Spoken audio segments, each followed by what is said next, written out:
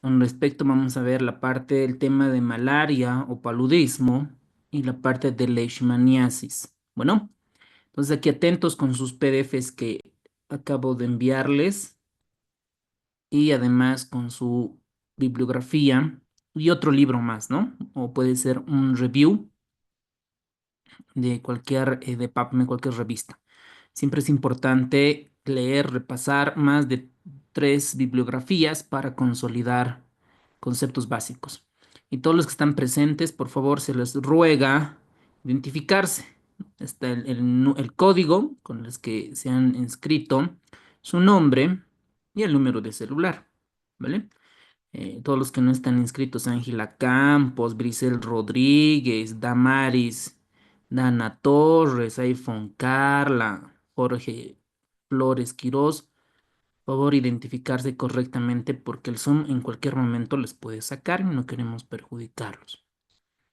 Bueno, entonces, Doctor, sí, ayer a mí en la clase de la tarde me sacaron un rato el Zoom y yo estoy bien identificado, entonces a tuve que ver, volver a entrar. a ver, Eh, a ver, permítame. Le digo Javier, por si sí, sí, sí. ok, ¿está bien? Sí, sí, correcto. Sí, Probablemente sea igual algo me que... sacaron, entonces no, no sé, más bien pude volver a entrar ese rato y no me perjudiqué más que un minuto o dos. Qué bien, Entonces, doctor. no sé qué se puede hacer en ese Puede caso ser porque que esté doble su código, que sí, alguien use seguramente. el código, es lo más probable. Bueno, está bien con las Ya, disculpas del caso, al Zoom a veces hay que enseñar. ya, Pero doctor, bueno, gracias. a ver, veamos la parte de malaria. Es un tema relevante e importante para el examen de la RESI. Veamos las preguntas similares. Miren. Como unas 10. De todos los temas de salud pública, siempre hay unas dos, mínimo una pregunta, hasta tres preguntas. O sea, ahorita en esta clase, entre promedio, entre 4 a 6 puntos están jugando, ¿no? Lo ideal es que igual vuelvan a repasar el contenido de manera provechosa. A ver, veamos la primera pregunta. Yo la voy a leer y ustedes las siguientes, ¿vale? Voy a aumentar em, un poco de tamaño. ¿Cómo es esto? Mucho. Ahí está bien, ¿no? Ya, vamos a comenzar a grabar la clase.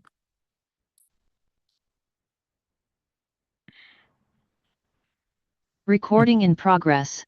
Ahora sí, vamos con el tema de malaria. ¿Cuáles son los elementos necesarios para recoger la Ay, muestra? tiene turno.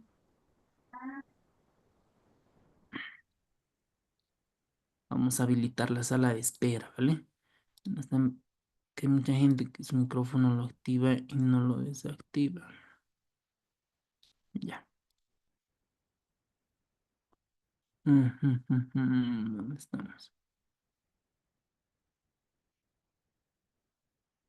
A ver, creo que lo cerré. Ujú.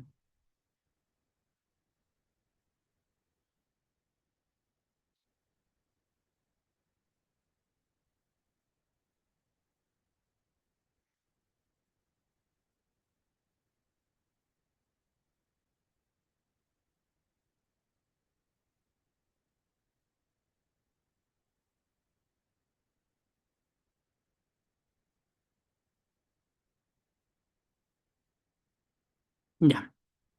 Vamos con las preguntas de malaria. ¿Cuáles son los elementos necesarios para recoger la muestra para la detección de la malaria? Recuerden, entonces acá es una pregunta técnica, ¿no? Es una pregunta técnica. ¿Qué elementos necesitamos para tomar la muestra? Esto es probablemente una pregunta más para el laboratorista, el técnico. Bueno, para nosotros, porque en realidad en algunas regiones sí, a veces no tenemos mucho personal y sí necesitamos tomar la muestra. Para la muestra, primero nosotros sabemos que para diagnosticar malaria necesitamos ver el parásito en el portaobjetos. ¿no? Hacer la tinción para poder ver al esporozoito. Entonces, como es una muestra por sentido común, una gota de sangre, necesitamos el portaobjetos, el vidrio, portaobjetos, una lanceta para picar, el algodón y el alcohol para como antiséptico, ¿verdad? Entonces, nada más para ver en el portaobjetos. Ustedes ven el inciso A, dice tubo en Pendorf X, papel de filtro X, lancetas automáticas pudiera ser, pero tubos con ETNTA, que es el anticoagulante, no lo necesitamos. Agujas de 5 ml, no necesitamos sacar muestra como tal.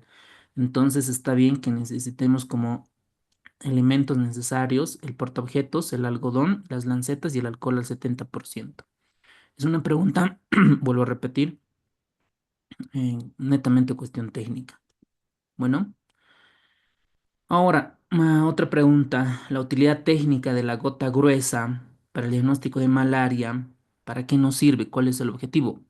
Para calcular la densidad de parásitos. ¿Por qué es importante la densidad de parásitos, doctores? ¿Qué dice el libro, nuestra referencia bibliográfica? ¿Por qué es importante recordar la densidad de parásitos?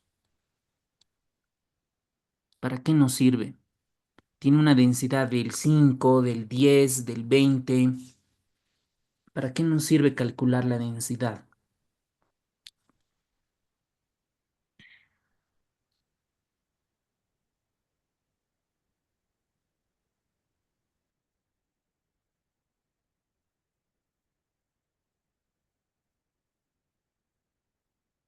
Bueno, la respuesta es para ver la severidad de que el paciente pudiera complicarse con un cuadro más grave. Bueno, para eso sirve. Y la pregunta que las dejo es, ¿cuánto es el punto de corte para definir que el paciente tenga riesgo de que esa enfermedad pudiera ser grave? 5%, 10%, 20%. Está el punto de corte muy bien establecido. Luego, em, para el tratamiento de la malaria, vamos a usar primeramente todo lo que es medicamentos derivados de la primaquina, ¿no? El artesunato y otros antipalúdicos para plasmodiums. Pero cuando tenemos cierta resistencia, sobre todo a cloroquina, el tratamiento lo vamos a ver para paludismo. Primero, ver que el paciente no tenga paludismo grave, ¿no? Es un tratamiento para paludismo grave. Y otro tratamiento para paludismo no grave, y en ese paludismo para no grave se cataloga si hay resistencia a la cloroquina o no hay resistencia a la cloroquina. Entonces vamos a comenzar a estratificar para cuáles necesitamos. Bueno, entonces para esta pregunta nos refiere qué medicamento tradicional o qué medicamento tradicional me está refiriendo, ¿no? Antiguo, desde hace muchos años, que se sigue usando para tratar episodios graves, para graves. Una pregunta, deberían aquí preguntarnos cuál es el medicamento de elección para malaria grave que es ocasionada por Plasmodium falciparum resistente o la malaria cerebral, ¿no? Deberían preguntarnos, ¿ok? Pero acá la respuesta es quinina. Muy bien. ¿Alguien pudiera leer, por favor, la pregunta 4?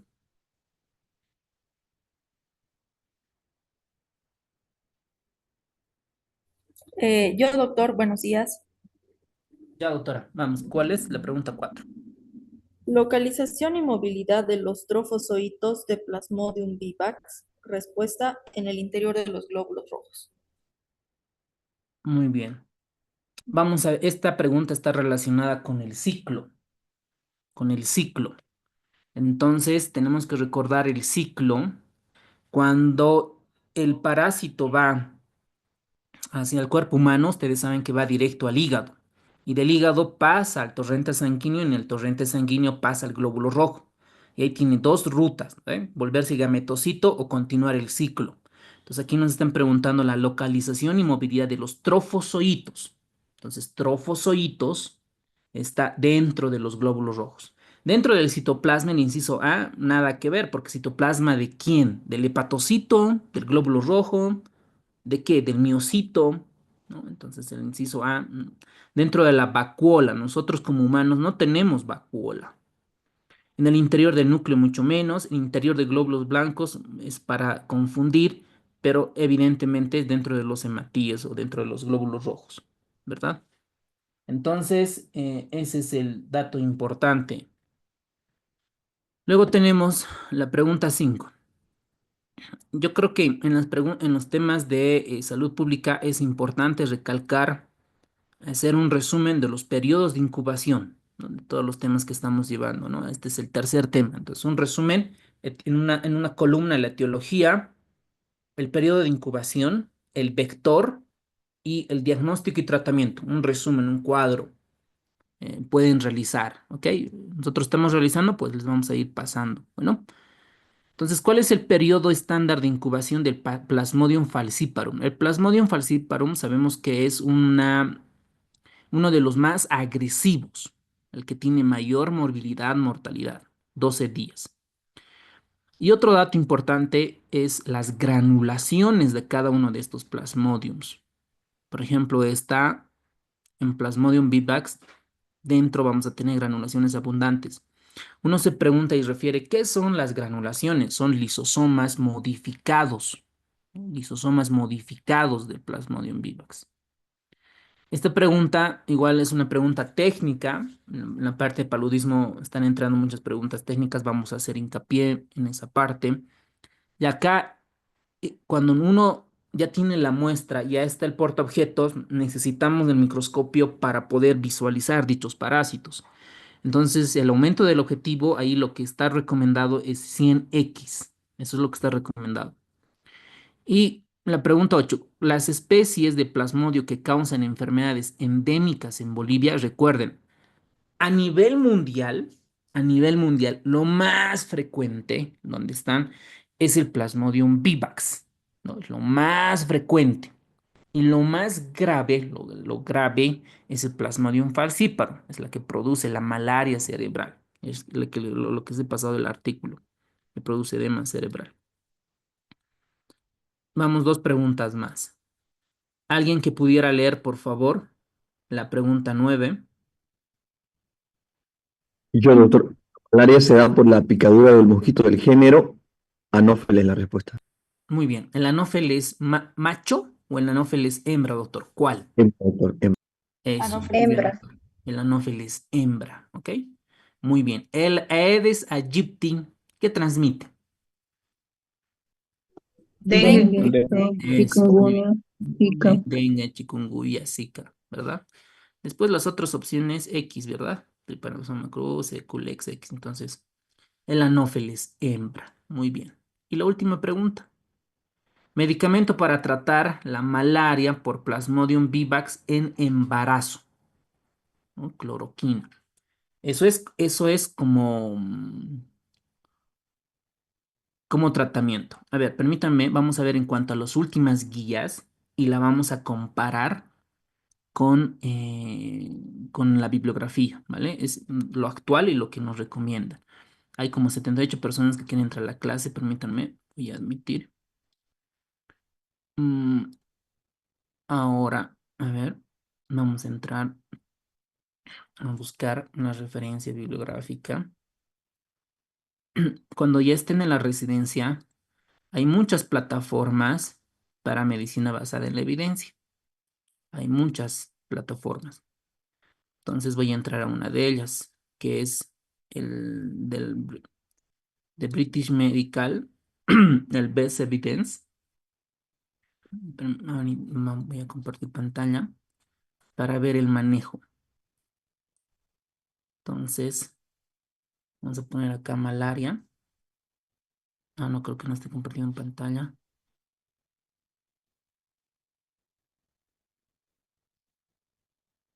¿Pueden ver mi pantalla? ¿Sí? ¿No? Sí. Sí, doctor. Ya, está bien.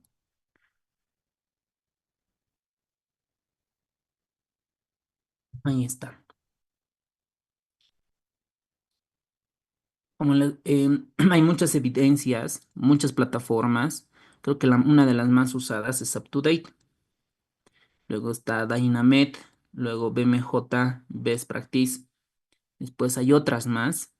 Por ejemplo, hay una de la ACP y cada especialidad tiene sus propias plataformas. Entonces acá, esto dentro de la malaria, vamos a ver en el manejo, sobre todo el tratamiento. Esta es medicina basada en la evidencia, que básicamente la toman de las guías de infectología de los Estados Unidos, en este caso de Europa y así. Miren, por ejemplo, acá la catalogan para tratar la malaria.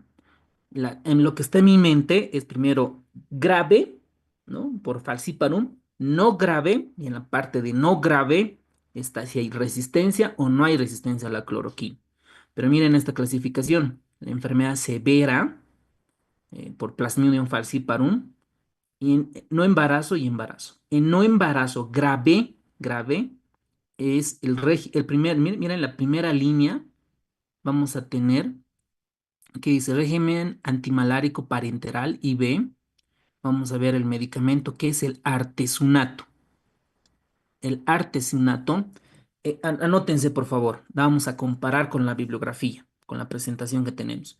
El artesunato es el medicamento de primera línea para falciparum grave en no embarazadas. Lo que tienen que recordar para el examen. Y miren acá, a ver, voy a tratar, lo voy a poner en español.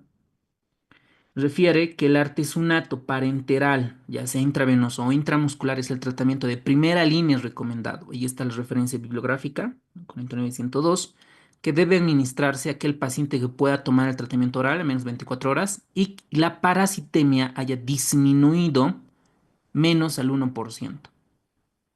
Entonces, recuerden que en una pregunta teníamos, ¿no? La densidad parasitaria es importante para predecir si el paciente puede tener una enfermedad grave.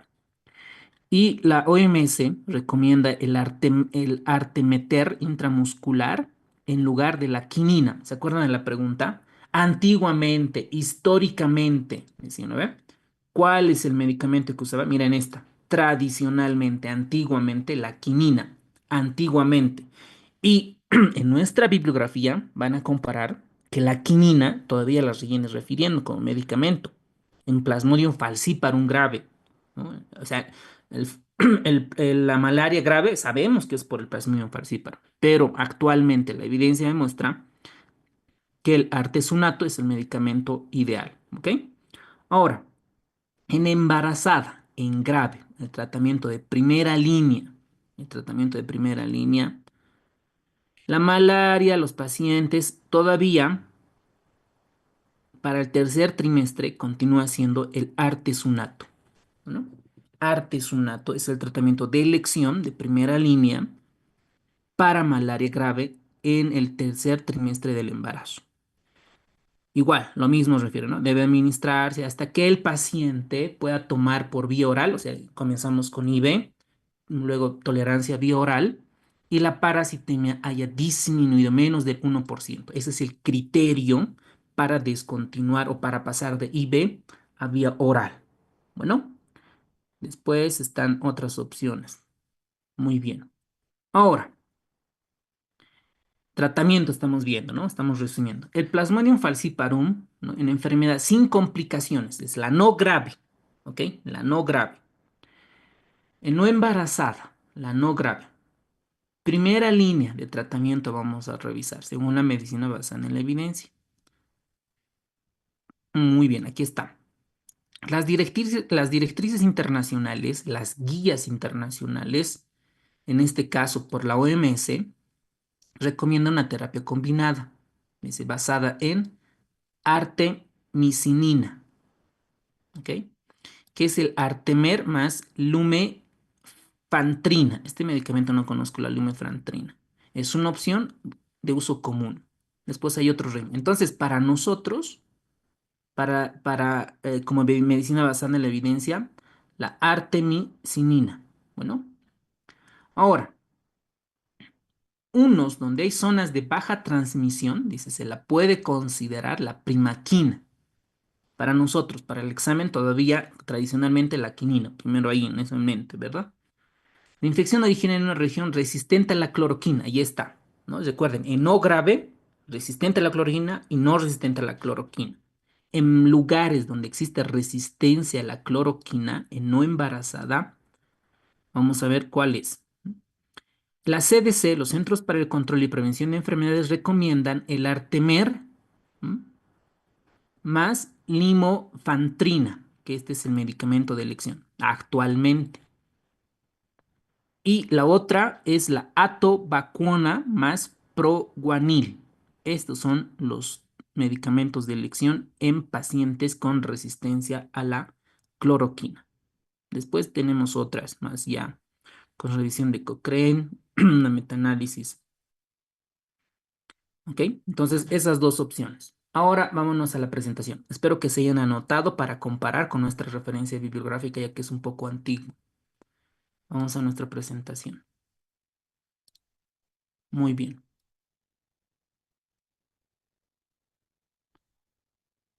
Ahora, ¿alguien puede leer el caso, por favor? Yo puedo leerlo, doctor.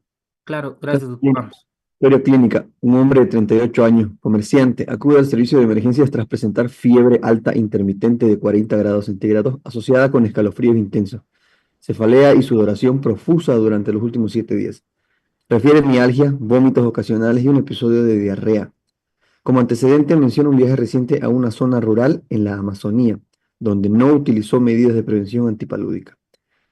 El examen físico, ¿lo leo también, doctor? Sí, sí, por favor, doctor. La exploración física se encuentra febril, 39.8, con ictericia moderada, hepatoesplenomegalia y ligera confusión mental. Durante la hospitalización, el paciente desarrolla hipotensión, oliguria y alteración del estado mental. Excelente, muy bien. Como ustedes verán, cuando llega un paciente con estas características, no, lo primero que se viene a la mente no necesariamente va a ser paludismo, ¿no es cierto? ¿Qué conceptos tenemos que rescatar? ¿Qué medicamento se utiliza para profilaxis? Primera pregunta. Y cuando viene una presentación clínica de esta naturaleza, lo ideal, lo interesante es ver el antecedente que fue, ¿no es cierto? Que fue, por ejemplo, actualmente ahora, la anterior guardia, ha entrado un paciente, policía, con antecedente de cuadro respiratorio y una neumonía terrible, ¿ok? Estaba hipotenso, etc. No teníamos cama en la UTI y esperó en la guardia previa y ingresó a mi guardia. Entonces, la anamnesis es clave. Este paciente hace una semana había viajado a los Yungas, ¿no? Había viajado a los Yungas y yo les pregunté claramente, tenía contacto, entró, ¿no? al monte o algo así, tuvo contacto con ratones, tuvo contacto con perros, tuvo contacto, y la familia dijo que sí, que entró al almacén, a las frutas y había ratones, entonces uno tiene que sospechar, por eso el antecedente es clave. Pues no es lo mismo, ¿no? Un paciente que viene con cuadro respiratorio, datos de hipotensión, ¿y dónde estaba hace una semana, hace 14 días? Entonces, no, estaba aquí en la ciudad, tranquilos, no pasa nada. Pero este paciente, solo por tener el antecedente de em, el antecedente de viajar a una zona donde sabemos que existen estas fiebres hemorrágicas, malaria, dengue, etcétera, entonces debemos de descartar, sobre todo por protegerme a mí y por proteger a mi personal, ¿no? La parte de mis compañeros, la parte de enfermería. Por eso el antecedente es importante. Bueno, y les voy a mostrar para que vean, miren, nos han mandado de Cenetro para que puedan checar, puedan evidenciar. Miren, debe estar en mi WhatsApp. Nada más para que ustedes puedan ver un ratito. Voy a abrir mi WhatsApp. Mira quién me ha enviado el doctor Castro. Está cargando. Bien, vamos a avanzar. Está cargando el WhatsApp. Vamos a perder tiempo. A ver, al grupo les voy a enviar los resultados y cómo nos van reportando. Si salió positivo creo que era una adenovirus, si mal no recuerdo, en PCR. Sí, a ver. Ahí está. Aquí está. Vamos a tratar de ocultar. Eh, a ver, ¿dónde estás? Aquí está. Muy bien. A ver, esta parte no la voy a grabar. Vamos a poner pausa Recording stopped. y les voy a mostrar la pantalla. ¿Pueden ver la pantalla? Se puede ver.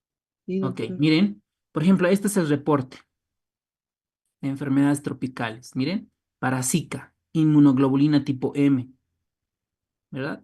Ahí nos reporta. Nosotros solicitamos el laboratorio. Y aquí están, miren, todo el antecedente, ¿no? El nombre, de dónde, el teléfono, el día antecedente, a dónde fue. Miren, a los Yungas. ¿Cuál es la ocupación? El hospital y la ficha epidemiológica. Dengue, chikungunya, Zika, fiebre amarilla, hemorragia boliviana. Esto es la de Chapare, de Cocha, ¿no? Para Zika, IgM fue negativo. Y las observaciones, ¿no? Que nos observaron que la ficha estaba incompleta, no registraba la toma de la muestra. Eso es para uno. Miren el otro. Esta es para fiebre amarilla, IgM. Miren, lo mismo en la ficha epidemiológica, dengue, chikungunya, zika, fiebre amarilla, fiebre hemorrágica y demás. ELISA, por método de ELISA, la IgM, fiebre amarilla negativo. ¿Ok? Negativo ahí. Otro, para el virus del Chapare del 2019. Entonces acá negativo el resultado por RT-PCR. Ya no es por inmunoglobulina, sino por reacción de cadena de polimerasa para detectar el material genético. Igual negativo nos reportó. Entonces, ese es el reporte, ¿verdad? Que nos puedan, más o menos así nos reportan. Entonces voy a comenzar a volver a grabar. ¿Dónde estás? ¿Dónde estás? Ahí. Recording in progress.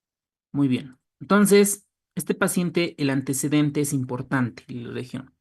Ahora, si el paciente tiene, por ejemplo, datos de ictericia modera de hepatoesplenomegalia, es que el paciente algo le está pasando al hígado, ¿ok? Una vez que el esporozoito, ¿no? ingresa a nuestro cuerpo, ¿a qué órgano va? Al hígado. Por algo el paciente está sufriendo, se están reproduciendo en el hígado y el paciente está con ictericia moderada, ¿no? Para hacer la correlación fisiopatológica. Durante la hospitalización desarrolla hipotensión oligúrica, comienza a chocarse. Le pedimos un hemograma, glucemia, creatinina, NUS, electrolitos, glucosa y lo más importante, una frotis de sangre periférica. La tinción que se utiliza es Giemsa. Vemos al microscopio. ¿Con cuánto de objetivo vemos? Según nuestra pregunta similar. 100. 100x. Eso, muy bien, 100x. Con eso comenzamos a ver, ¿no? Puede estar ahí las formas anulares intracelulares o extracelulares y esta nos reporta característica de Plasmodium falciparum. Y esta es la densidad. Esta nos debe mostrar la densidad parasitaria. ¿Cuánto de densidad parasitaria tiene? 10%. Para pasar el antiparasitario de IB para vía oral, ¿cuánto tiene que estar la densidad parasitaria según la medicina basada en la evidencia? -1. Eso, muy bien, menos de 1%. Este paciente tiene 10. Para que sea grave, en algunas referencias van a encontrar más del 5% que este paciente pueda tener. Entonces, con este paciente llega fiebre, con cefalea, desorientación, hipotensión, y tenemos esta densidad parasitaria del 10%, sabemos que este paciente está grave, se puede morir si no hacemos un tratamiento correspondiente. Bueno, entonces, la etiología del paludismo, de la malaria. Tenemos estos agentes, el Plasmodium falciparum, que es el más grave, el más virulento. El Plasmodium vivax es el que está frecuentemente en todas las regiones. Y las otras, hay medias raras, el Plasmodium ovale y el Plasmodium malari. Y otras, el Plasmodium neulesi. Estos son los que están. ¿Cuál es el más grave? Falciparum. Entonces, ¿cuál es el diagnóstico de este paciente? Pueden escribir en el chat, por favor.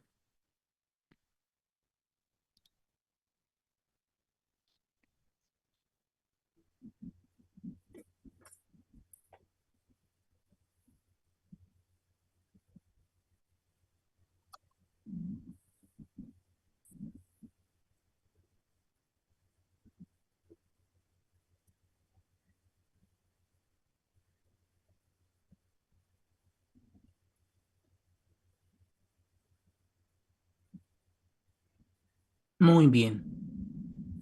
El paciente tiene malaria por grave, porque está con hipotensión, alteración de la conciencia, por Plasmodium falciparum. Aparte tiene ictericia, lesión renal. Bueno, ahora, ¿quién transmite? Lo que el doctor decía, ¿no? La hembra del mosquito Anófeles. Esta es la que introduce su agujón, chupa la sangre de una persona que está infectada, tanto el gametocito masculino, el gametocito femenino, ingiere, miren ahí cómo ingiere todo su abdomen lleno de sangre. Está tan lleno que sale una gota de sangre, ¿verdad? Una gota de sangre. Entonces es el Anófeles mosquito hembra, es el vector. Ahora, de todos estos plasmodiums, ustedes en la referencia bibliográfica van a ver en los libros de parasitología los picos de fiebre y las malarias. Por ejemplo, el Vivax, que es el más frecuente, ¿no? El Vivax, esa nos hace malaria terciana. La fiebre es cada 48 horas. Cuidado que se confundan. Como es cada 48 horas, son cada 2 días, debería de ser malaria, algo con B, ¿verdad? No es cada tercer día. La malaria terciana, el pico febril, hace cada 48 horas. El Plasmodium malariae es lo que nos fuera en el paludismo cuartana o cuartano, como quieran llamarlo, y la fiebre es cada 72 horas. Cada 72 horas. El Plasmodium falciparum, que es el más grave, esta la malaria, la fiebre es irregular.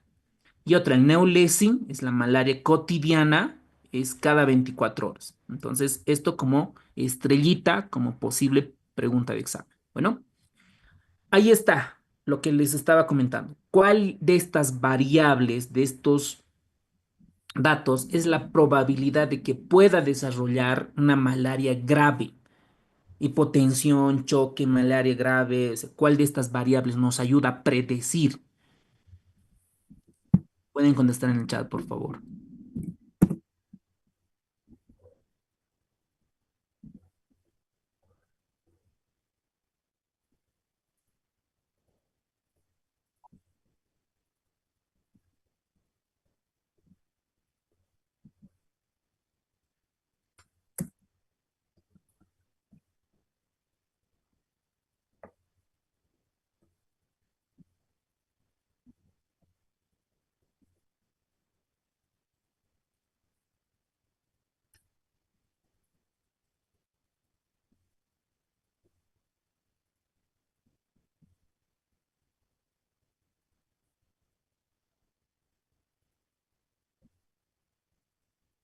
Muy bien, doctores. La parasitemia. La parasitemia, la densidad parasitaria, más del 5%, del 5% se asocia, se relaciona con mayor riesgo de complicaciones graves como malaria neurológica y fallo multiorgánico. ¿Cuál es el mejor método para confirmar el diagnóstico de malaria en este paciente? ¿Qué le vamos a pedir? ¿El antígeno, frotis, PCR, serología ELISA o un cultivo sanguíneo? ¿Cuál es el diagnóstico de malaria? Que nos han preguntado la técnica incluso, ¿no? ¿Qué necesitamos? ¿Qué necesitamos, doctores, para tomar la muestra? Esto como pregunta similar que ingresó. ¿Qué componentes técnicos necesitamos? Portaobjetos, algodón, lanceta y alcohol, doctor. ¿A cuánto por ciento el alcohol era? Al 70%. Es muy bien, doctores. Muy bien. Mira, otra vez me enviaron los resultados de ese paciente. Estos nos están enviando del Cenetrop. Entonces, a ver, quiero ver cuál ha salido positivo. Negativo para Zika, IgM. Negativo para fiebre amarilla, IgM también por ELISA. Y para virus del Recha parece que creo que ya les he mostrado. Muy bien, sobre todo para eso. Muy bien, el inciso B, frotis, ¿ok? Entonces, ¿cómo hago el diagnóstico? Primero la clínica, cómo viene, los signos de malaria grave, y esto es pregunta de examen. ¿Cómo voy a saber qué es malaria grave? Solicitando si hay alteración hepática, alteración renal, disfunción orgánica. Y la prueba parasitológica determina la especie del plasmodio. Entonces ahí el examen microscópico, el frotis de sangre, ya sea grueso o fina, es el gol estándar para el diagnóstico, ¿no? Y luego tenemos la prueba de detección más rápida que es el antígeno. Pero el gol estándar de primera línea continúa siendo el frotis. Muy bien, doctores. Siguiente pregunta. ¿Cuál es el mecanismo? Esta pregunta alucinante. ¿Cuál es el principal mecanismo fisiopatológico del daño cerebral? ¿Por qué el parásito? ¿Cómo daña el cerebro? Les he mandado ahí un resumen de un artículo interesante. ¿Cómo daña el cerebro el Plasmodium falciparum? Destruye glóbulos rojos, secuestra eritrocitos, hay una liberación masiva de citoquinas proinflamatorias, hay hemólisis o inmunocomplejos. Muy bien. Y en ese artículo que les he enviado ahí estudia, ¿no? Por resonancia magnética el edema cerebral. Entonces, copié una imagen importante que nos pudiera ayudar a retroalimentar. La malaria cerebral es una de las formas graves, ¿ok? De Plasmodium. ¿Quién la ocasiona? Plasmodium falciparum. Hay varios mecanismos. Este es lo que les he enviado al grupo de WhatsApp. Primero, hay una disrupción de la barrera hematoencefálica, es decir, la barrera hematoencefálica está bien, ¿no? Hermética y de repente se vasodilata por sustancias proinflamatorias y se abre. Hay una activación del endotelio. Y obviamente resulta por todo el mecanismo proinflamatorio. Esa disruptura esa disrupción de la barrera hematoencefálica hace que el cerebro tenga edema cerebral. Edema cerebral. Y uno se pregunta, ¿qué tipo de edema cerebral? Hay como 4 o 5 tipos de edema cerebral. ¿Cuáles son, doctores? ¿Cuáles son los tipos de edema? Para entender cuál es el tratamiento, si yo entiendo por qué sucede, cómo sucede, voy a entender el tratamiento. ¿Cuáles son los tipos de edema cerebral? ¿Cuáles son? Vamos, doctores. Pueden activar su micrófono. Voy a entrar.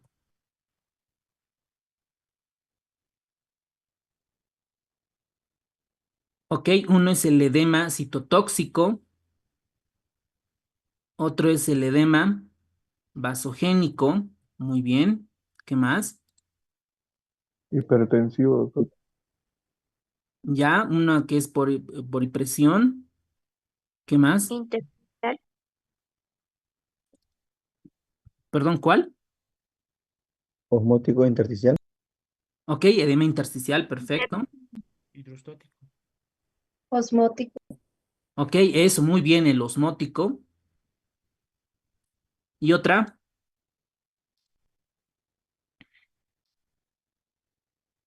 Entonces, nos vamos a nuestra IA para que se entienda.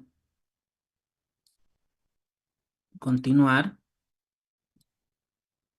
Y acá le vamos a preguntar, ¿cuáles son los tipos de edema cerebral? Y nos tiene que contestar por lo menos en base a Guyton o medicina interna, ¿ok? Entonces, estos son los 5 tipos de edema en base a Goodman y Gilman y medicina interna de Harrison. El edema vasogénico, ¿cómo se forma? El edema vasogénico sucede por la ruptura de la barrera hematoencefálica, o como una vasodilatación, por las sustancias proinflamatorias. Todos estamos de acuerdo. Permite la fuga de proteínas, el espacio entre... Listo, fácil. El edema citotóxico. El edema citotóxico acumula dentro de la célula líquido, acumula, ¿no es cierto? Esto como resultado de alteración de electrolitos, perfecto, por ejemplo, una hiponatremia, especial, por eso dice especialmente el sodio, la la hiponatremia. Por eso un paciente neurológico jamás se le mantiene hiponatrémico. ¿Por qué puede ser? Por isquemia, un evento vascular cerebral tipo isquémico genera edema citotóxico, por hipoxia, por enfermedades metabólicas como la hipoglicemia. Entonces, el edema citotóxico principalmente afecta a las neuronas y glías. El edema intersticial, lo que comentaban ustedes, ¿no? Ese tipo de edema se refiere a la acumulación en el espacio intersticial, ya sea, por ejemplo, en la hidrocefalia, el edema hemorrágico y el edema por hipertensión. Entonces, y para terminar, para cada uno de estos, ¿cuál es el tratamiento? Porque en la malaria cerebral hay edema cerebral. Entonces, dependiendo cómo es el mecanismo del edema cerebral, nosotros vamos a usar. ¿no? Corticoides, manitol, sodio, etcétera, dependiendo qué tipo de edema. Para el edema vasogénico, como es por inflamación, tenemos que usar antiinflamatorios. ¿Están de acuerdo? Por eso se utiliza corticoides. Ustedes en la parte de neuro, en la parte de neurocrítico, neurocirugía, para el edema cerebral muchas veces van a indicar corticoides como la dexametasona. ¿Ok? Entonces esta dexametasona reduce la inflamación, la permeabilidad, porque estamos tratando el edema vasogénico. También diuréticos y el tratamiento subyacente. Ahora, para el edema citotóxico, ¿qué vamos a usar?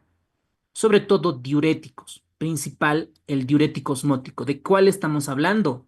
El manitol, ¿ok? Para el edema citotóxico, el manitol.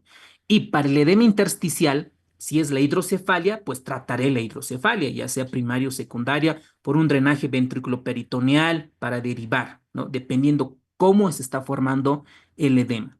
Para el edema intersticial, controlar la hemorragia, ¿no? Para el edema por hipertensión, controlar la presión arterial y demás. ¿Hasta ahí todo queda claro? Muy bien. Entonces, vamos a ver en malaria cerebral, cómo, cómo podemos manejar, por cuál es el mecanismo. A ver, permítanme descartar. Ok, ahora sí. Entonces, el edema cerebral dentro de la malaria es por edema vasogénico. Entonces, doctores, ¿cuál será el medicamento que voy a usar para el edema vasogénico? ¿Qué medicamento voy a usar? Corticoides. Eso, muy bien, corticoides. ¿Ok? Corticoides. Para el edema citotóxico, Manitol. exacto, ¿no ve? Un diurético osmótico y diuréticos.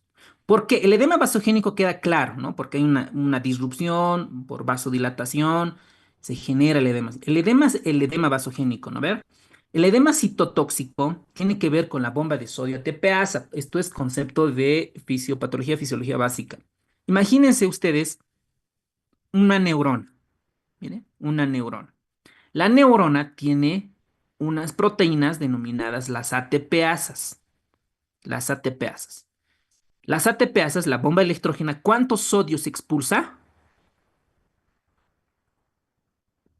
2, Ya pues, Tres. doctores. Tres. Conceptos básicos. Tres. Tres. ¿Y cuántos potagios se introducen? Dos. Eso. Para que esta bomba ATPasa funcione, necesita glucosa. ¿Están de acuerdo? Necesita glucosa. ¿Por qué? La glucosa, a través de la glucólisis del ciclo de Krebs, les da energía, ATP. ¿Están de acuerdo? Necesita ATP, energía. Y también necesita oxígeno, estos dos. Si el paciente está en hipoglucemia o está en isquemia, ¿no? Un evento vascular cerebral tipo isquémico, porque está obstruida el vaso sanguíneo, tiene un coágulo, o porque tienen hiponatremia, no funciona esta ATPasa. No funciona. Por lo tanto, el sodio, ¿qué creen que va a pasar? Se va a acumular dentro de la neurona. Se acumula dentro de la neurona. Y entonces la neurona va por osmosis, por la sal que tiene dentro de la célula, va a jalar agua, va a retener agua. Y esto va a ser edema, edema cerebral. ¿Me dejo entender? ¿Por qué la hipoglucemia, la hipoxia, la isquemia genera edema cerebral de tipo citotóxico? Lo mismo pasa con la hiponatremia, ¿no? Si nosotros nos dibujamos acá una neurona y tengo disminución en la parte plasmática de sodio, obviamente en la parte intracelular voy a aumentar el sodio y por tanto voy a tener edema cerebral. ¿De qué tipo? ¿Citotóxico o vasogénico o intersticial? La hiponatremia, ¿qué tipo de edema genera? Osmótico. Ok, está bien, ¿no? También genera edema citotóxico y además osmótico. Está bien el razonamiento, ¿ok? Porque está acumulando sodio dentro de las neuronas. Perfecto.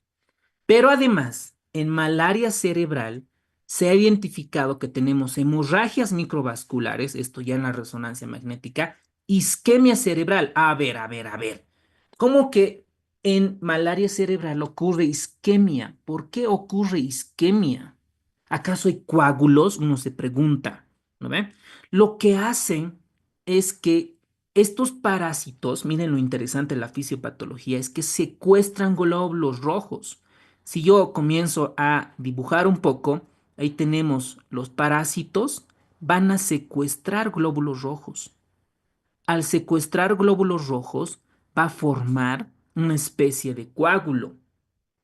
Y esto va obviamente a obstruir, va a llevar a la hipoxia neurológica y muerte neuronal.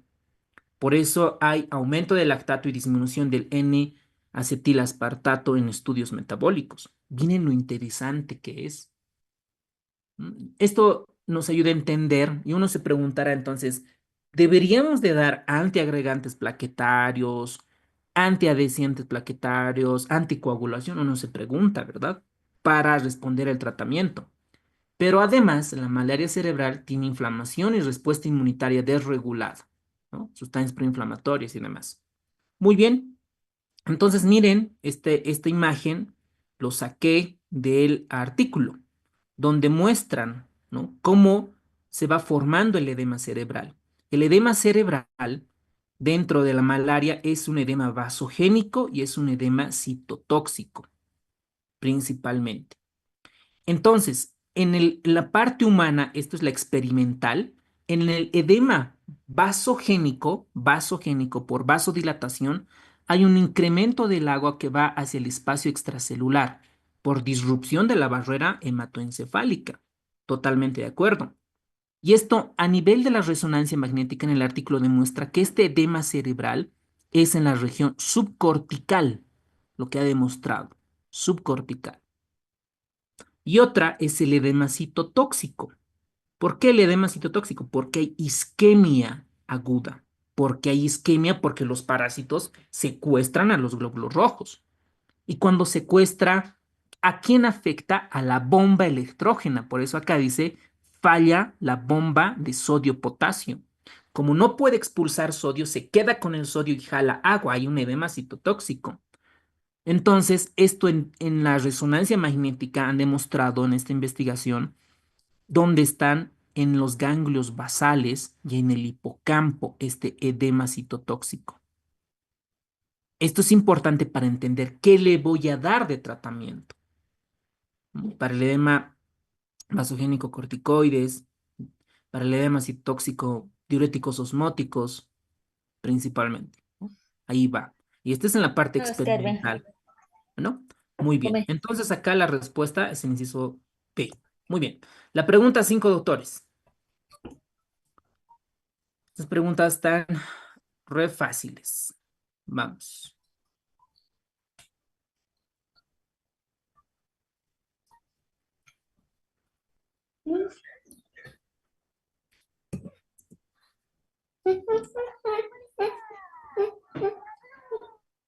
Policía es él.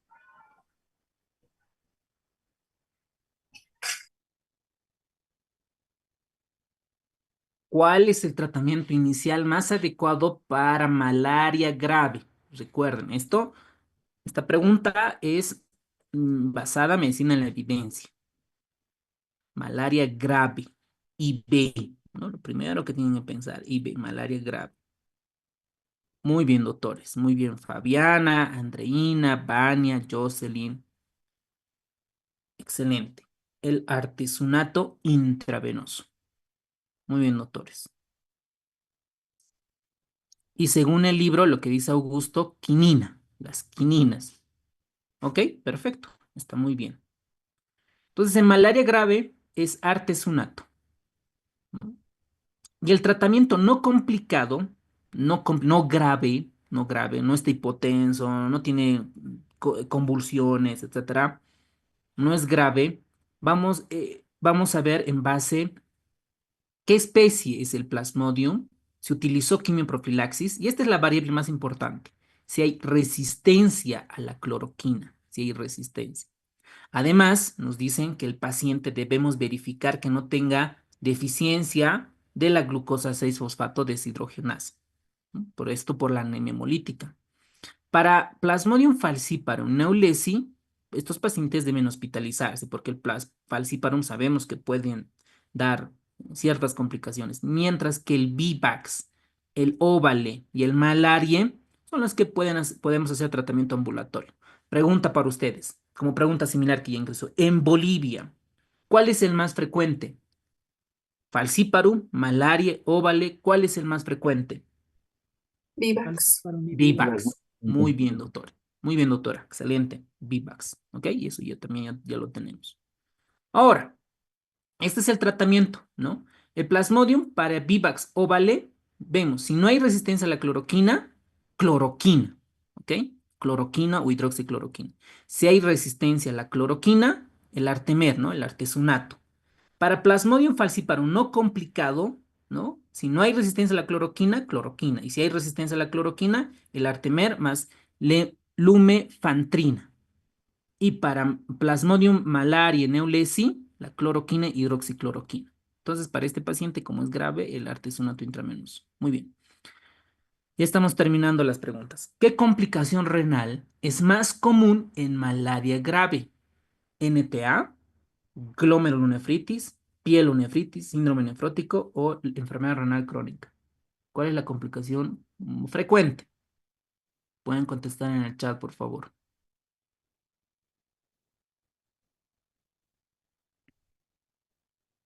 Había una pregunta ahí de Andrea, doctor, disculpe, en este caso la respuesta sería artesunato o quinina. Quinina, Andrea, quinina. ¿Ok? Porque tienen que sacar las preguntas de la referencia bibliográfica. Por eso les dije, anótense, vamos a comparar con el libro. En este caso es quinina, Andrea. Muy bien tu pregunta, excelente.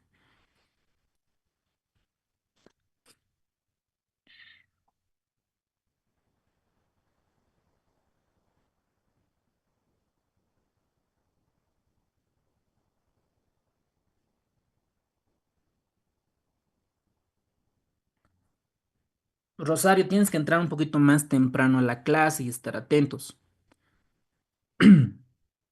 Muy bien, la necrosis tubular aguda, es decir, lesión renal aguda. Si la lesión renal aguda continúa, puede llevar a necrosis tubular aguda. Bueno, el síndrome nefrótico nada que ver, por si acaso, no, no tiene nada que ver. ¿Con cuál se pudieran confundir? Probablemente con la glomerulonefritis postinfecciosa, ¿no? En este caso es NTA. ¿Cuál es el patrón típico de la malaria no tratada? Si no vamos a dar tratamiento, ¿qué va a tener? ¿Cómo va a ser el pico febril? Estamos hablando además relacionado con el caso clínico, voy a acelerar. Cada 48 72 horas, totalmente de acuerdo. ¿Cuál es la causa principal de hipoglucemia malaria grave? Bonita pregunta de fisiopato. Bonita pregunta. ¿Por qué el paciente tiene hipoglucemia? Recuerden.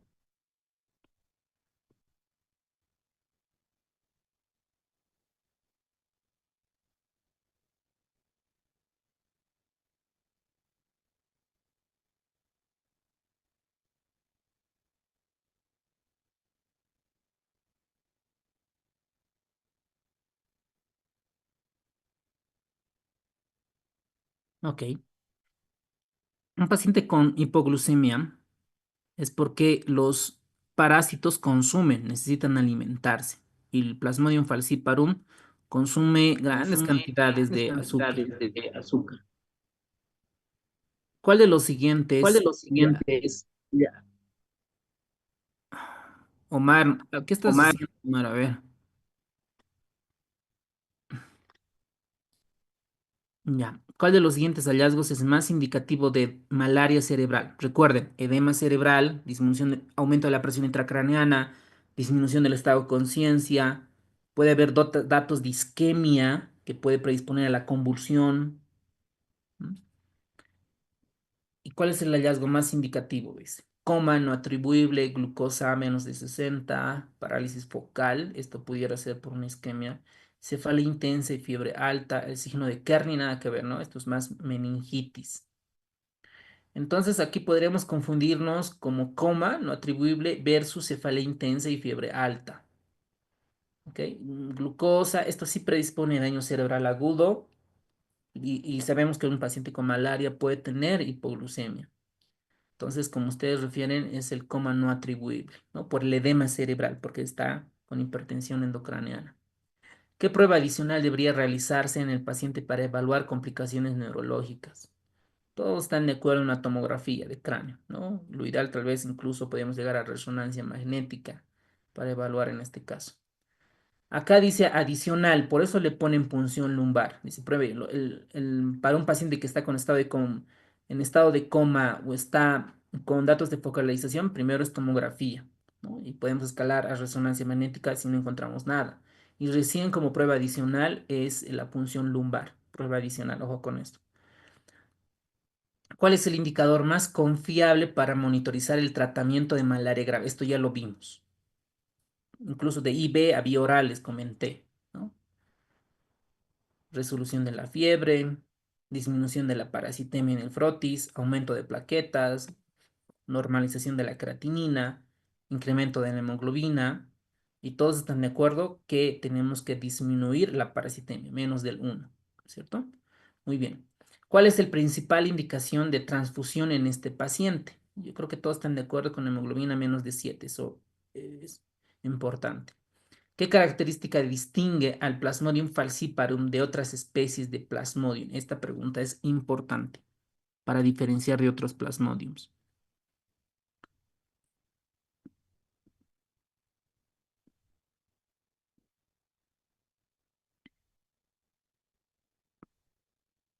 Muy bien, doctores. Muy bien. El secuestro de la microvasculatura. Recuerden, el único que hace el falciparum es secuestrar glóbulos rojos, generar isquemia, ¿no? Un mecanismo fisiopatológico importante. ¿Qué tipo de daño pulmonar es más común en malaria grave? Edema pulmonar no cardiogénico, neumonía bacteriana, hemorragia alveolar difusa, como pasa en lupus, por ejemplo, más hemorragia alveolar difusa importante, el lupus, fibrosis, esto ya secuela, derrame pleural exudativo, puede ser una neumonía con derrame paraneumónico. Creo que todos están de acuerdo, un edema pulmonar de origen no cardiogénico, totalmente de acuerdo, ¿no? O distrés, si quieren llamarlo, distrés en malaria grave. Y ya para terminar, ¿qué medida debe implementarse para prevenir la malaria en viajeros a zonas endémicas? Vacuna, profilaxis, repelentes, tratamiento profiláctico con artesunato, erradicación de mosquitos. Entonces, allí creo que tenemos claramente la profilaxis con doxiciclina. ¿Ok?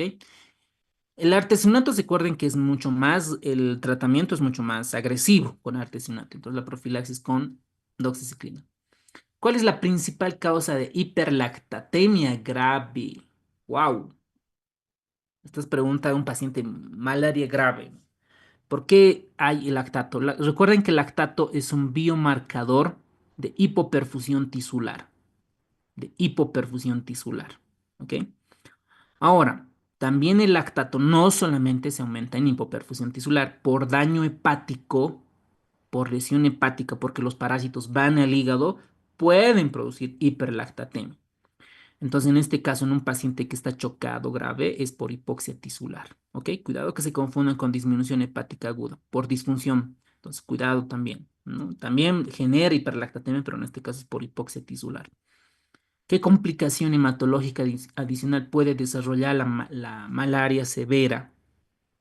Síndrome de Evans, ¿no? Cuando hemos visto a las anemias, pancitopenia, policitemia, trombocitosis reactiva o CIT, coagulación intravascular diseminada. Totalmente de acuerdo, doctores. El CIT es una complicación adicional. ¿Cuál es el criterio principal para cambiar de artesunato a otro tratamiento en este paciente? A ver, ¿cómo es la pregunta? ¿Está mejorando o está empeorando? Porque el artesunato sabemos que es un tratamiento de primera línea en pacientes graves. Otro tratamiento, asumimos que es por vía oral porque está mejorando. Entonces, en este caso, es la parasitemia, ¿verdad? La parasitemia persistente después de las 72 horas. ¿Qué parámetro laboratorial sería más útil para evaluar el daño hepático en este paciente? Bueno, está muy buena pregunta.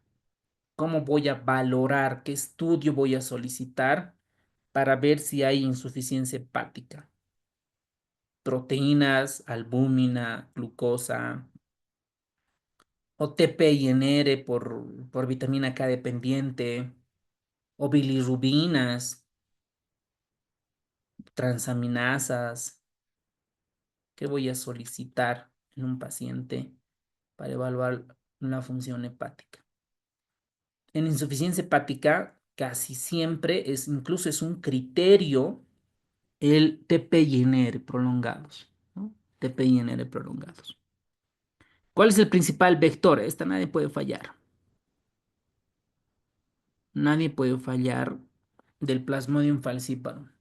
Es el Anopheles gambiae, el Anopheles albimanus o el Anopheles darlingui.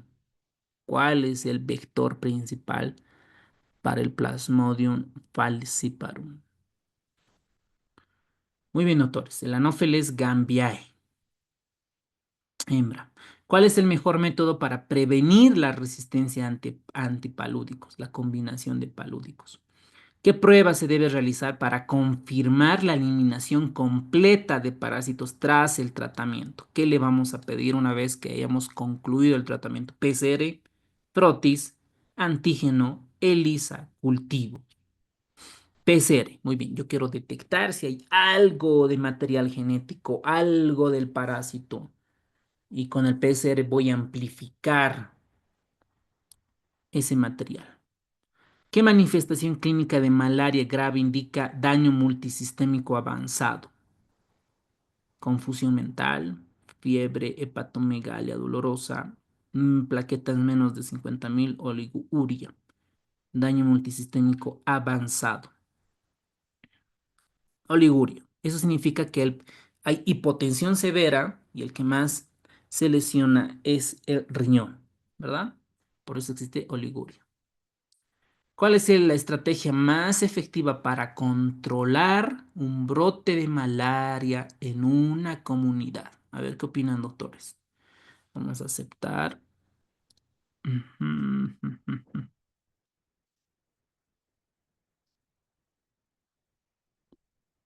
¿Cuál es la estrategia más efectiva para cada enfermedad? Por ejemplo, para COVID, para influencias, vacunas, ¿verdad? En este caso, por ejemplo, habíamos visto para Chagas, era la fumigación, ¿recuerdan? En las casas, la fumigación, una medida eficiente. Muy bien, en este caso es la distribución masiva de mosquiteros, porque pues no vamos a poder eliminar a todos los anófeles. ¿Qué característica distingue la infección de Plasmodium vivax por Plasmodium falciparum? Es una pregunta casi repetida la otra, ¿verdad? Por eso lo vuelve grave al falciparum, porque secuestra a los eritrocitos. Interesante. Y eso genera isquemia.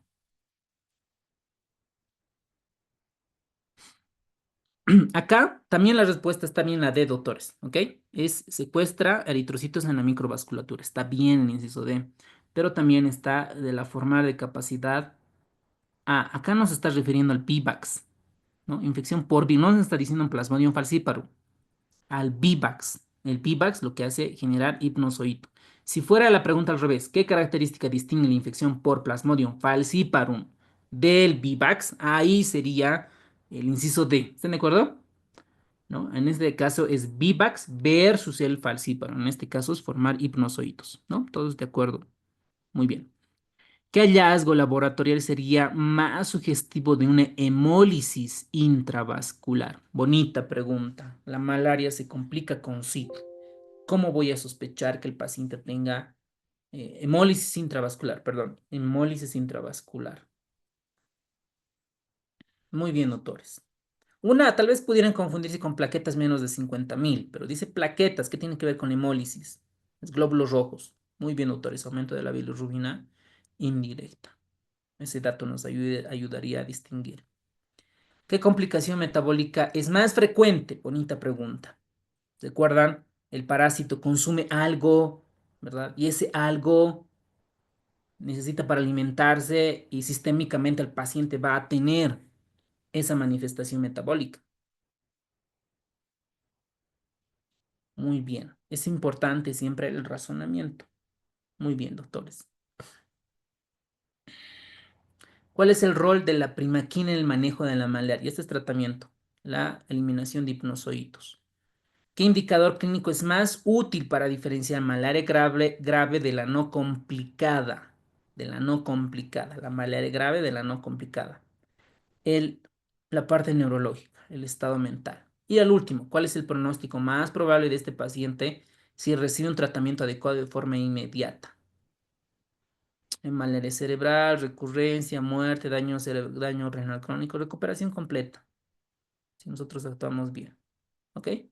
Muy bien, doctores, hemos terminado las preguntas del caso. Muy bien, los que no han podido contestar, no se preocupen. No se preocupen porque recién vamos a comenzar la clase como tal. Listo. Malaria. Vamos a ver. Otra vez. ¿Por qué es importante los casos para ver la clínica, para razonar el por qué están estudiando y para el examen?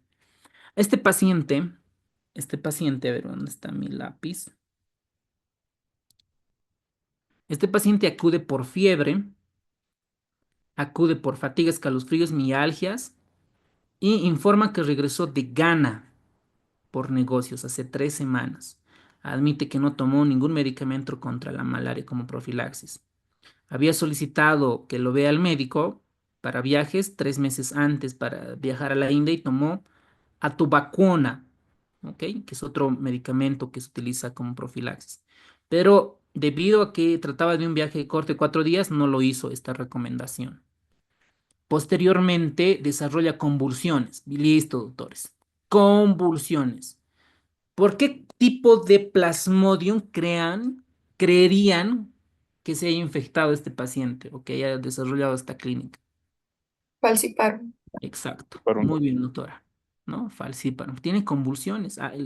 ¿Por qué tiene convulsiones? Por edema cerebral y por isquemia, ¿no? Porque secuestra, hace edema vasogénico, edema citóxico básico.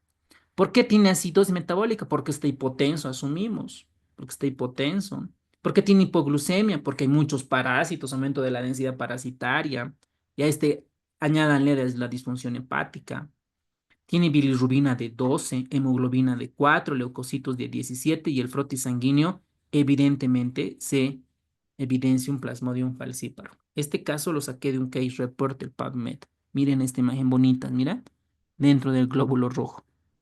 Plasmodium falciparum. Qué alucinante. Entonces, ¿qué es la malaria? La malaria es una enfermedad infecciosa tropical, enfermedades tropicales, causada por el parásito Plasmodium. ¿Quién lo transmite? El mosquito Anopheles hembra que está infectada. ¿Cuál es el diagnóstico oro, el estándar de oro para identificar el frotis de la sangre? Necesitamos sangre, lo colocamos a portaobjeto y SAS. Puntos claves. Se debe diferenciar malaria grave de la no grave, ¿no? Malaria grave o no complicada. Etiología. Hay más de 100 especies de Plasmodium. Miren, este Plasmodium tiene sus vellosidades, tiene sus microtúbulos, tiene el apicoplasto, sus mitocondrias, su núcleo, retículo plasmático rugoso, liso, el aparato de Golgi, algunas vesículas denominadas micronemas, principalmente. Para nosotros, para el examen de la RESIN, vamos a estudiar al falciparum, al vivax y a las otras. Esta es la que produce la grave, ¿no? Las convulsiones. Parásitos son eucariotas, el falciparum es el más grave, el vivax es el más común, el hembra mosquitos anófeles. Debemos ver si hay resistencia parcial contra la malaria, sobre todo algunos se van a defender, por ejemplo, los que tienen anemia falciforme no les va a dar tan grave o no se van a infectar. Los individuos, algunos pacientes con antígenos DUFI también y otro tipo de hemoglobinopatías tienen resistencia, no se pueden contagiar fácilmente de malaria este tipo de pacientes. Entonces, ¿cómo es la cosa? Para esto vamos a tener este ciclo. Entonces, este ciclo es clave para comenzar a describir. Viene el mosquito pica y nos introduce esporozoitos. ¿Cuál es la forma infectante? ¿Cómo llega al cuerpo humano? Bla, bla, bla. Esporozoitos. Esto es potencialmente posible pregunta de examen. ¿A dónde va este esporozoito? ¿Al cerebro, al corazón, al hígado? ¿Dónde va? Al hígado. En el hígado nuestros hepatocitos tienen receptores al hígado. Entonces, en el hígado se van a quedar a dormir, algunos van a formar, ¿no? Van a quedarse a dormir y van a liberar en forma de merozoitos. Este merozoito va a ir antes, en el hígado, va a formar un esquizonte, ¿no? Donde va a comenzar a formar, y algunos de ellos va a ser hipnozoitos, algunos de ellos. Una vez que salga del hígado, va a formar o se va a liberar en forma de merozoitos. Unas van a invadir glóbulos rojos y van a formar el esquizonte, ¿ok? Y otras van a convertirse en gametocitos tanto masculinos como femeninos. Otra vez viene el mosquito y absorbe gametocitos masculino y femenino y otra vez se reproduce gametos y gotoboquinetos y va a comenzar a inyectar a otra persona los esporozoitos de manera simple. Bueno, aquí tenemos otra imagen. Miren, los esporozoitos están en las glándulas salivales del mosquito, del Anopheles hembra. Llega a las células hepáticas, estos esporozoitos. Dentro del hígado, va a formarse algunos de ellos los hipnozoitos. Hipno relacionen con dormir, ¿ve? Hipno. Entonces van a formar aquí los famosos esquizontes maduros por la liberación, se van dividiendo. Revienta el hepatocito, libera los merozoitos. Estos merozoitos van a invadir a los eritrocitos. Por eso que los pacientes que tienen anemia de células falciformes, algunos antígenos Duffy, no van a llegar a este ciclo. Entonces estos merozoitos van a llegar a su ciclo, ¿no? Y aquí se van a formar los trofozoitos, los esquizontes intraeritrocitarios y se rompe el glóbulo rojo, hay hemólisis. En este periodo, doctores, cuando se liberan estos parásitos, se van a generar sustancias proinflamatorias y va a generar fiebre. Entonces la fiebre se relaciona fisiopatológicamente con la ruptura de los glóbulos rojos por la hemólisis. Entonces algunos de ellos van a formar los gametocitos y otra vez. Entonces este ciclo absorbe el microgametocito, el mosquito, absorbe tanto gametocitos masculinos y femeninos. Se convierte en macrogametocito, en cigoto dentro del mosquito, por supuesto, y en el intestino se forma el ooquineto, el ooquiste y nuevamente los esporozoitos. Este es el ciclo de la célula. Ahora, a ver, comparen con el libro con nuestra bibliografía y van a comparar las horas y si cuadra con la fiebre terciana, cuaternaria, etcétera. Miren, vamos a ver al Plasmodium falciparum. Es la que produce la fiebre terciana maligna, la grave. Plasmodium vivax, la fiebre terciana benigna, que es la más frecuente. Y otras, el óvale y la malaria y la fiebre cuartana. ¿Están de acuerdo? Esto ya preguntaron, o sea, ya ingresó como pregunta similar. Entonces, este dato de periodo de incubación es potencialmente posible pregunta de examen. O sea, si realmente quieren aplazarnos, pueden preguntarnos esto, porque esto es un poquito más de memoria. El falciparum, el más grave, tiene menos, 12 días de periodo de incubación. La más frecuente, 15 días. Entonces, 12, 15, 12, 15. Esos datos. Ya pudieran jugar con el óvala 17 y el malaria de 28 días. Este dato es clave, doctores. Potencialmente posible pregunta de examen. El ciclo eritrocítico. El falciparum, cada 48 horas. La más grave, ¿no? Más grave. La otra, 50 horas. El Plasmodium vivax. 50 horas. 50 horas, ¿cuántos días serían? 2 días, ¿no? 2 días, ¿no? Aproximadamente. El terciana, ¿no? La benigna, 72 horas. Es que, ¿saben por qué? Quería yo correlacionar con la fiebre. Terciana debería ser cada 72 horas, ¿no? Pero no cuadra. Esta sí, la óvale sí cuadra con 72 horas. Y la malaria cuartana debería tener más tiempo, ¿no? Pero refiere 48 horas. Pero bueno, ahí está nuestra referencia bibliográfica. Estos datos dentro del glóbulo rojo no han sido preguntados, pero es importante resaltar ciertas cuestiones. Por ejemplo, en el falciparum, va a ocupar del un quinto al un tercio del diámetro del glóbulo rojo. Y las otras igual, ¿no? No son datos relevantes, pero si quisieran aplazarnos, podrían preguntarnos. Por ejemplo, el Bvax, vamos a tener el un cuarto hasta dos tercios. Esto de los aspectos generales de la parasitación, estas, como es la más grave, pueden exceder los 200.000 hasta 50.000 microlitros. Por eso el poliparasitismo es muy frecuente, la más grave. Dentro del Vivax, el nivel máximo suele alcanzar el nivel de parasitemia, ¿no ve? 30.000 y las otras 20.000 y las otras 10.000. Ahora, la cantidad en sangre periférica, como tiene múltiples, ¿no? Muchos, es abundante, la otra moderada y la otra escasa moderada. Y estos gránulos también han sido potencialmente preguntados, ¿no? Ya ingreso en algunas de ellas. En el falciparum vamos a tener varios granos. Miren ustedes en la imagen, varios gránulos. Unas se las denomina el engarce de rubí, otra la cromatina tiene en forma de sonrisa feliz, y en las presentes, en cuadros graves, pueden presentar gránulos rosáceos, y esto es lo que debemos recalcar, las famosas hendiduras de Maurer. Maurer, ¿ok? Mientras que en el VIVAX vamos a encontrar algunos memotécnicos, ¿no? En formas de mapa. Y, por ejemplo, dentro del óvale vamos a tener los famosos gránulos. Estos gránulos son los gránulos de Schuffner. ¿No? Los famosos gránulos de Schuffner. Y al final, los otros granos no tienen tantos memotécnicos, ¿no? Vamos a encontrar con pigmentos negros y demás. Entonces, este Maurer y este Schuffner, por si acaso, recuerden para el examen. Y aquí tenemos, ¿no? Esta tablita de las granulaciones. Falciparum Maurer, Vivax Schuffner. En óvale tenemos los puntos de James y en la cuartana los gránulos de Siemann. Obviamente, cada científico fue identificando estos gránulos y le puso su nombre, ¿no? Para cada uno de estos plasmodiums. Después, ¿qué más?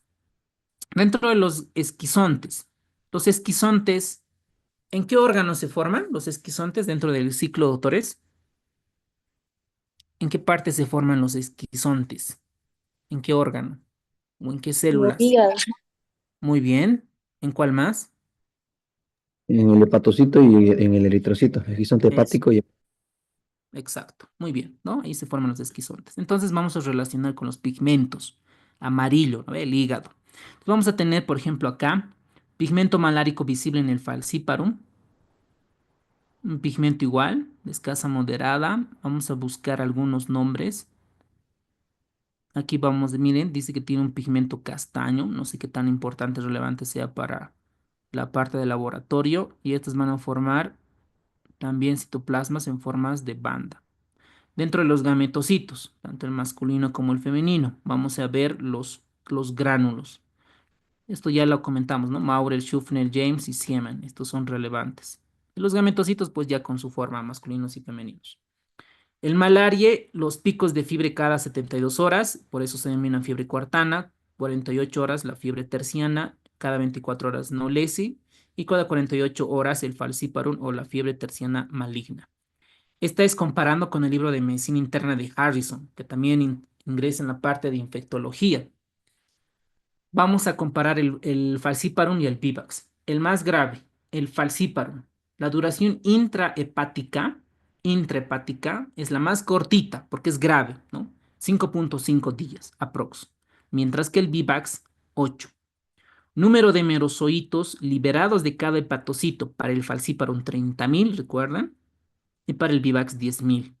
Duración del ciclo eritrocitario, cada 48 horas, y el Vivax cada 48 horas. Cada 48 horas. Y miren los eritrocitos preferidos. Estos son glóbulos rojos jóvenes y el Vivax también reticulocitos y células de glóbulos rojos hasta los 14 días. La morfología del falciparum tiene la forma de un plátano. En el falciparum Y estas tienen formas irregulares en el Vivax y tiene ahí los gránulos de Schuffner en el Vivax. Miren, Vivax, gránulos de Schuffner que correlaciona con medicina interna de Harrison. ¿Ok? Los gránulos de Schuffner. Color de pigmento negro y este amarillo marrón. Esto sobre todo para el laboratorio para comenzar a identificar qué tipo de Plasmodium es. Y la capacidad para causar recaídas. El falciparum no y las otras, sobre todo Vivax y ovales, sí pueden causar recaídas. Muy bien. Comparativo de las diferentes especies en el frotis. Vamos con los trofozoitos.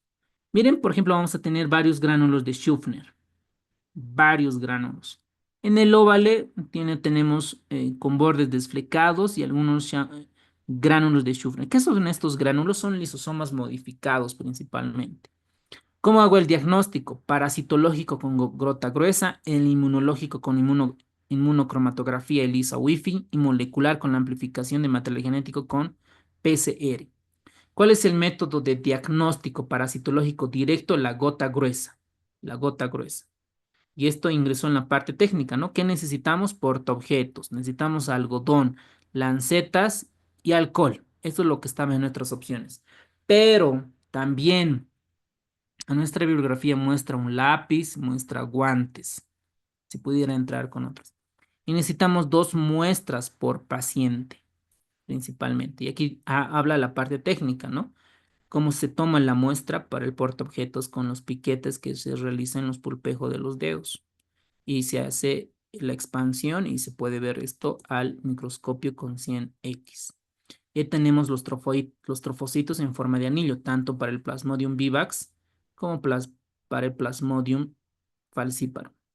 El procesamiento técnico primero es la deshemoglobinización con agua corriente, luego la secamos, la fijamos con alcohol, sobre todo al 96%, y usamos la tinción de Giemsa. Esta es la preguntada, la Giemsa, que también su otro nombre es la tinción de Romanovsky. Los trofozoitos del Plasmodium falciparum, del grave. Estos son anulares, miren, en forma de anillo. Miren, es como aquí uno, voy a exagerar, y su anillo, ¿no? Otra y su anillo. Son formas pequeñas que pueden presentar. Y estas son las famosas anillos en garce de rubí. Estas características. ¿Qué más tenemos que saber a nivel microscópico? En sangre periférica vamos a encontrar glóbulos trofozoitos jóvenes, gametocitos, ¿no? Principalmente, y en el Vivax casi podemos encontrar todos los estadios a nivel periférico. Ahora, este dato es importante, doctores, la densidad parasitaria. ¿Cómo vamos a cuantificar la densidad parasitaria? Por cruces. La densidad parasitaria, recuerden que nos da que el paciente pudiera complicarse con algo más grave. Una cruz, doctores, es de 1 a 10 parásitos en 100 campos. Una cruz.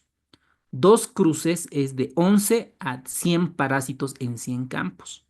3 cruces es de 1 a 10 parásitos en un campo. Y 4 cruces es más de 10 parásitos en un campo. A partir de 3 cruces, el paciente ya tiene riesgo de gravedad. Esta fórmula del cálculo de la densidad parasitaria se utiliza en números de parásitos asexuados por 6.000 dividido entre números de leucocitos. Y ahí nos vamos a tener los parásitos por microlitro de sangre.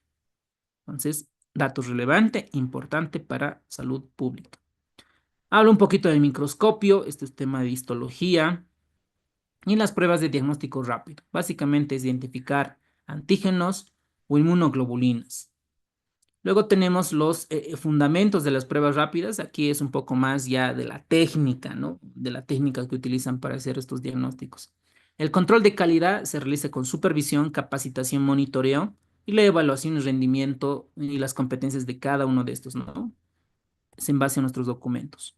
Entonces, la calidad de la gota gruesa tenemos que identificar la ubicación, la concentración, la desfibrinación, la deshemoglobinización y para la calidad del frotis, la ubicación, el extendido y la fijación. Esto como cuestiones técnicas.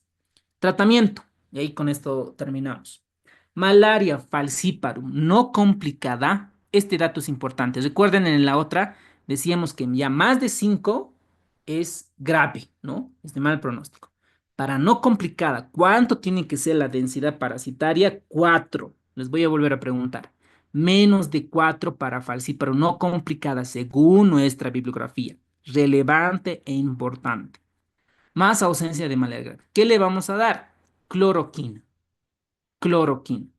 Si es resistente a la cloroquina, la artemisina como tratamiento. ¿Ok? En falsíparo no complicado. Muy bien, vamos a las preguntas. En Bolivia, ¿cuál de estos plasmodium es el más frecuente? Este están dominando. Muy bien, doctores. Nadie puede fallar esta pregunta.